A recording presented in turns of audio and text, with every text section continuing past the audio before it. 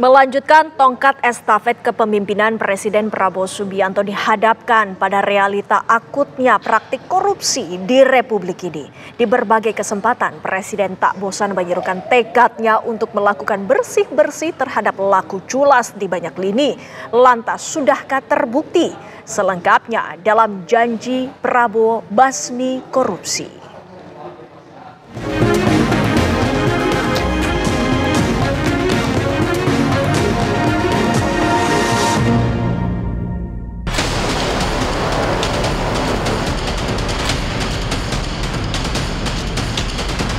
Kita nanti dipanggil Tuhan, yang kita tinggalkan hanya nama kita.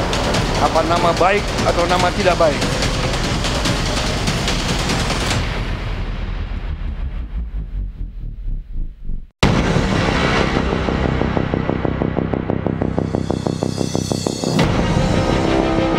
Presiden Prabowo Subianto geram betul dengan praktik korupsi yang menggila di negeri ini. Sebab praktik culas itu dipercaya berpotensi besar merugikan masa depan bangsa.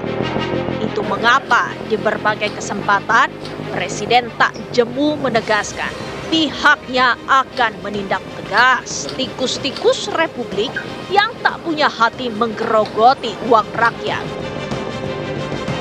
Spirit itu senapas dengan asta cita yang memanjangkan kehendak kuat mewujudkan pengokohan ideologi demokrasi, mendorong kemandirian bangsa hingga memperteguh pembangunan sumber daya manusia. Pasti tiap institusi ada yang baik dan ada yang tidak baik. Semua institusi, jangan kita khawatir. Jangan ada loyalitas jiwa kors yang keliru. Kita mau lindungi anggota kita padahal dia salah. Seluruh institusi bisa berkorban. Jadi saya menghimbau, menyampaikan kepada semua unsur, istilahnya yang pernah menyimpang, kembalilah ke jalan yang benar, jalan yang lurus. Seruan senada tidak hanya digaungkan Prabowo di kalangan lokal anak bangsa, tetapi juga dikumandangkan ke mancanegara. Prabowo yang kemudian berkesempatan berpartisipasi di Forum International World Government Summit 2025 pada medio Februari lalu menegaskan pihaknya tidak akan ragu membasmi para pelaku korupsi. Berbicara via daring tak menghalangi Prabowo menegaskan komitmen bakal menggunakan seluruh tenaga dan wewenangnya untuk membasmi korupsi karena dipandang layaknya penyakit. But the corruption level of my country is very alarming, to say the least. And that's why I'm determined to use all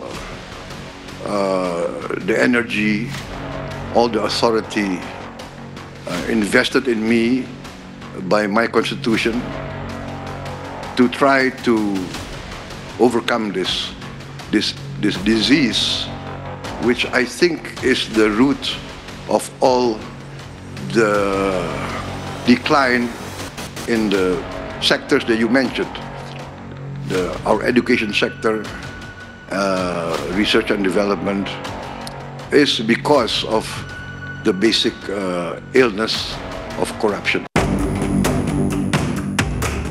Penegasan Presiden tampaknya bukan omon-omon. Sederet oknum yang mencoba bersiasat curang lewat institusi bisnis plat merah merasakan konsekuensinya. Salah satu contoh yakni kasus dugaan korupsi di Pertamina yang direspons dengan langkah cepat Kejaksaan Agung dalam mengusut dan menetapkan para tersangka belum lama ini.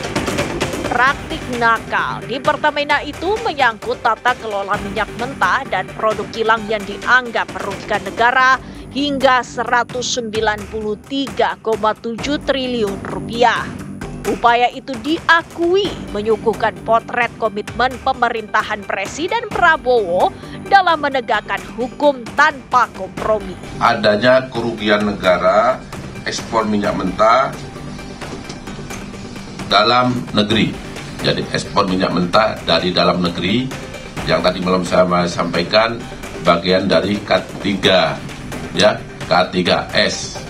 Kemudian yang kedua, kerugian negara akibat impor minyak mentah melalui dimut atau broker.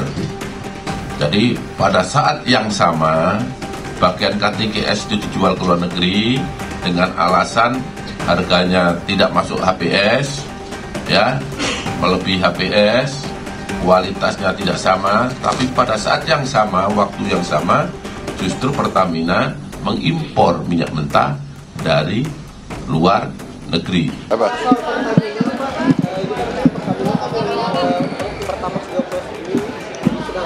Iya, lagi diurus itu semua, ya. Lagi diurus semua. Oke.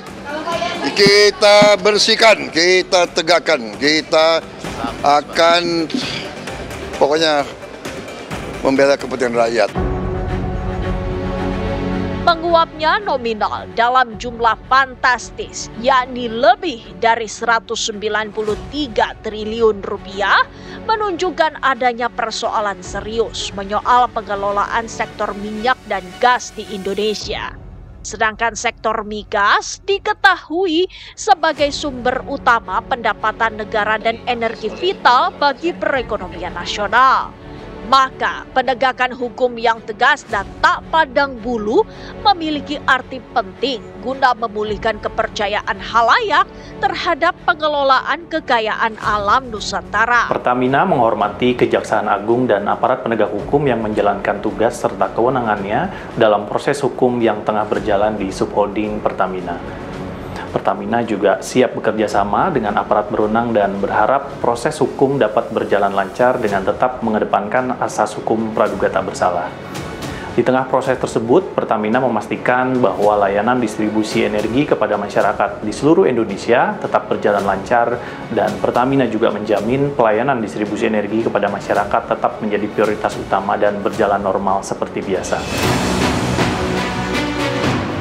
Sokongan penuh Presiden Prabowo Subianto terhadap upaya bersih-bersih di sebuah lini termasuk sektor korporasi membuat langkah para penegak hukum mengungkap pelaku curang menjadi lebih ringan.